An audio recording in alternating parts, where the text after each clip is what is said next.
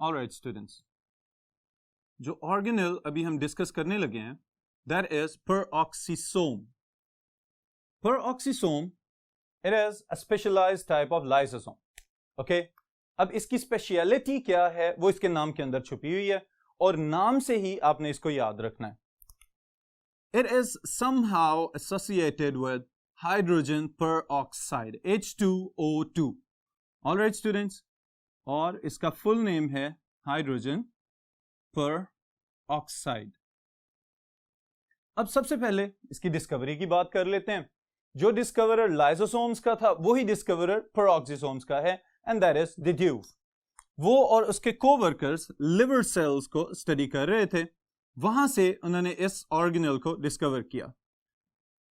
तो इसको हम डिफाइन अगर करना चाहें तो it was single membrane bounded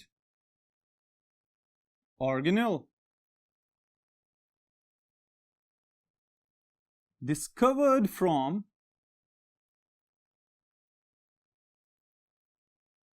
liver cells.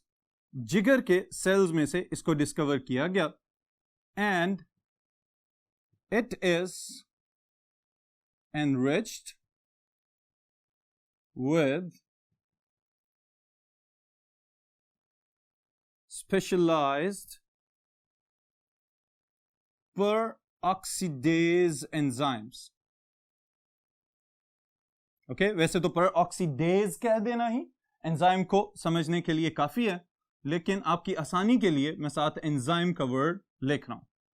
Alright students, तो लिवर सेल्स की एक्टिविटी को चेक करने के दौरान पता चला कि यहां पे लाइसोसोम्स के एक और एसोसिएट मौजूद हैं जो कि पेरोक्सीसोम्स हैं, जो कि पेरोक्सीडेज एंजाइम कंटेनिंग वेसिकल्स कहलाएंगे.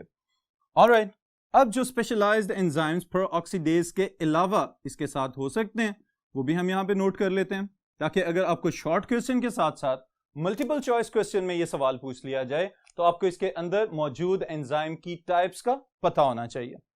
So the first one is peroxidase. Peroxidase. Alright, the second one is catalase. इसके नाम से पता चल रहा है ये चीजों को तोड़ने के काम आता है. कैटालेज कैटाबॉलिक रिएक्शंस को कंट्रोल करेगा. And the third one is glycolic acid oxidase. ये भी ऑक्सीडेशन में इन्वॉल्व होगा. ऑलराइट स्टूडेंट्स, सो ये तीन एंजाइम्स हैं present in the peroxisomes. Alright, अगर मल्टीपल चॉइस क्वेश्चन में इसके लिहाज से कोई स्टेटमेंट पूछ ली जाए तो आपको इसके एंजाइम्स के नाम याद होने चाहिए.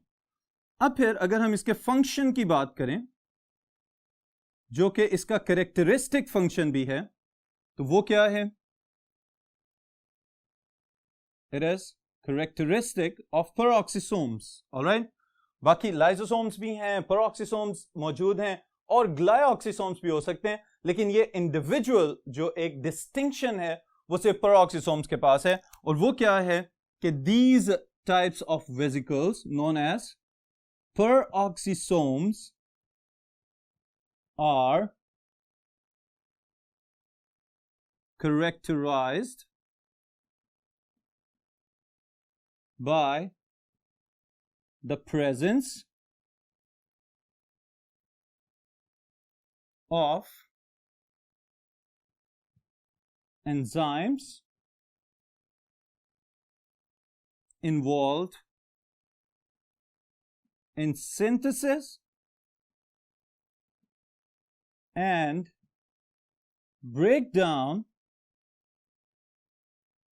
of hydrogen peroxide. मैं उसकी शॉर्ट फॉर्म लिख रहा हूं यहां पे फॉर्मूला में, और इसको डिफाइन हमने कर दिया इसके कैरेक्टरिस्टिक पॉइंट ऑफ व्यू से कि वो वाले स्पेशलाइज्ड ऑर्गेनेल्स जो किसी भी यूकैरियोटिक सेल्स के अंदर मौजूद हैं, किसी भी यूकैरियोटिक सेल में मौजूद हो सकते हैं, और ये वाले ऑर्गेनेल किस लिए रिस्पॉन्सिबल हैं? हाइड्रोजन पेरोक्साइड को बनाने के लिए और हाइड्रोजन पेरोक्साइड को तोड़ने के लिए, क्योंकि इस प्रोसेस के लिए जो एंजाइम्स रिक्वायर्ड हैं they are only present inside the peroxisomes. Alright students, तो ये एक इंपॉर्टेंट शॉर्ट क्वेश्चन है आपका. अगर शॉर्ट क्वेश्चन में पूछ लिया जाए कि what do you know about the peroxisomes, तो आप उसके जवाब में ये पॉइंट्स डिस्कस कर देंगे तो it will be an enough answer for that short question. Okay, alright students. फिर इसके साथ ही साथ मैं आपको एक एडिशनल पॉइंट बताने लगा हूं जो कि इसके फंक्शंस में आप इंक्लूड कर सकते हैं, और वो क्या है, दैट इज कि they are also involve in metabolism of fatty acids. Alright, जो लिपिड्स हैं, जो फैट्स हैं, उनके मेटाबॉलिज्म में भी पेरोक्सिसोम्स इन्वॉल्व हो सकते हैं. किस तरह से इन्वॉल्व हो सकते हैं, ये मैं अगर डिटेल में यहां पे बताऊं आपको, तो the enzymes inside the peroxisomes they are also involve in conversion of long chain fatty acids into medium chain fatty acids, and these medium chain fatty acids, they are further transported to mitochondria, powerhouse of the cell, और ये जो mitochondria है ये फिर further in fatty acids को तोड़ देता है into carbon dioxide and water.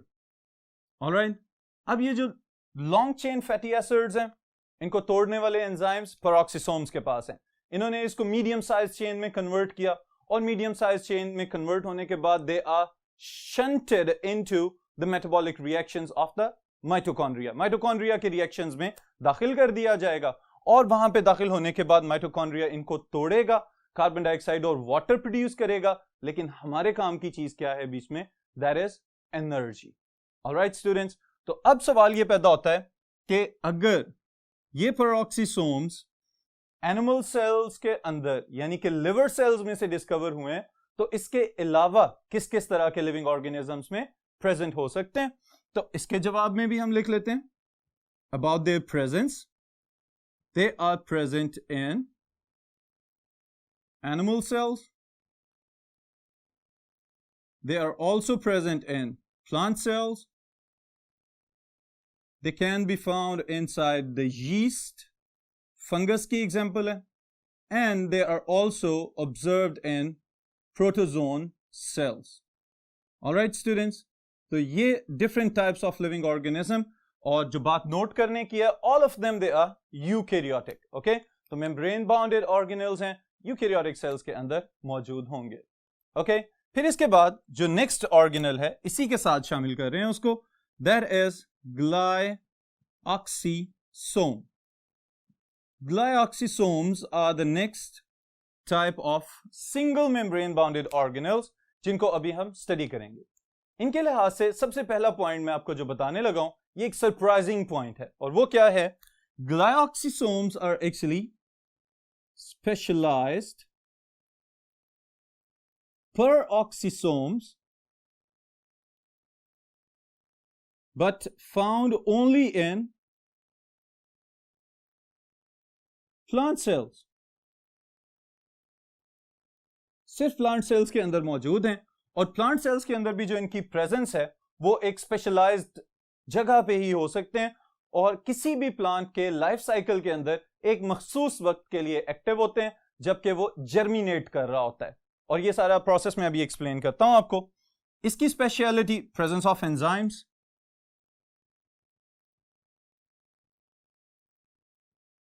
इसके पास कौन कौन से एंजाइम्स हैं? The first one is glycolic acid oxidase, जिसका काम है सारे का सारे ग्लाइऑक्सिलेट साइकिल के अंदर. And the second one is again the catalase, बड़े सबस्ट्रेट मॉलिक्यूल्स को तोड़ के छोटे प्रोडक्ट्स में कन्वर्ट करने वाला एंजाइम कैटालेज. ऑलराइट स्टूडेंट्स, अब फिर वेयर इट इज फाउंड, ये पाए कहां पे जाते हैं? प्लांट्स की हमने बात की है, तो प्लांट सेल्स के अंदर किस वक्त किस स्टेज में कौन से स्ट्रक्चर के अंदर इनको ऑब्जर्व किया जा सकता है?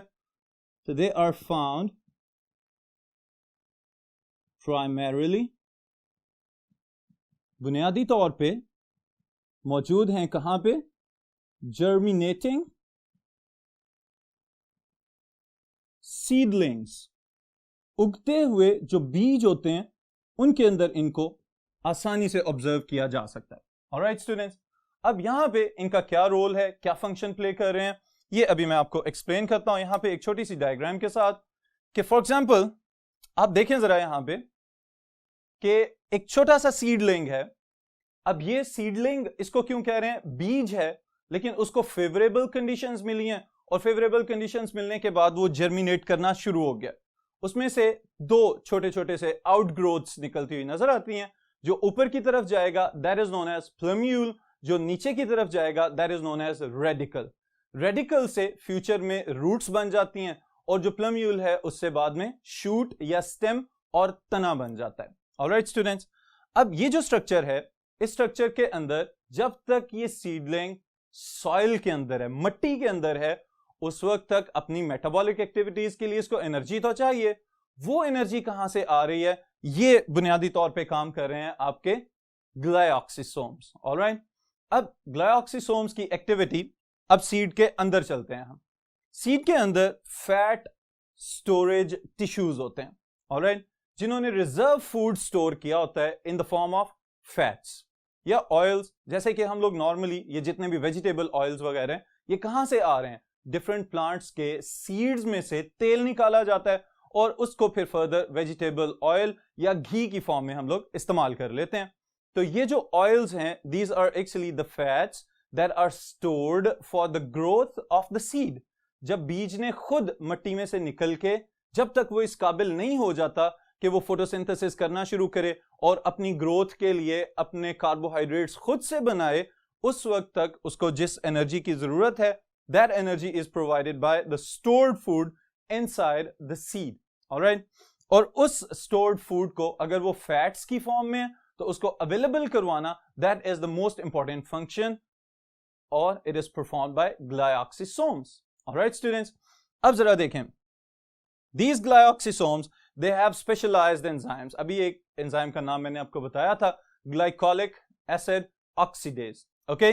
ये एक प्रोसेस चल रहा होता है सीड के अंदर और इसने क्या करना है? लॉन्ग चेन फैटी एसिड्स को कन्वर्ट करना है into acetyl coenzyme A. Alright, फिर acetyl coenzyme A is further converted into succinate.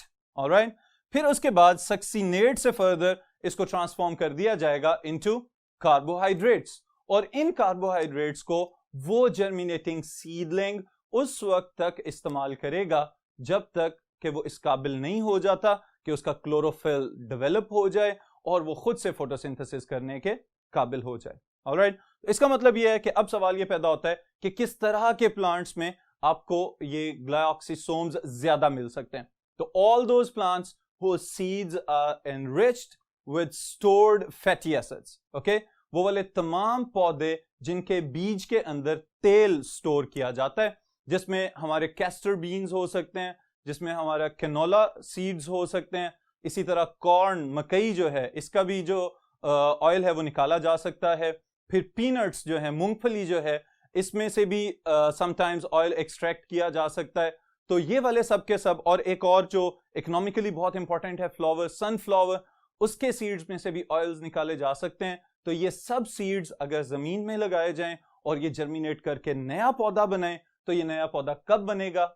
जब इनके अंदर ग्लाइऑक्सिसोम्स फैटी एसिड्स को तोड़ के उस ग्रोइंग सीडलिंग की हेल्प करेंगे, तो तब एक नया पौधा फिर जमीन में से बाहर आ सकेगा। ऑलराइट स्टूडेंट्स, तो ग्लाइऑक्सिसोम्स यहीं पे खत्म होते हैं, फिर इंशाल्लाह ताला इसको कंटिन्यू करते हैं नेक्स्ट टॉपिक के साथ।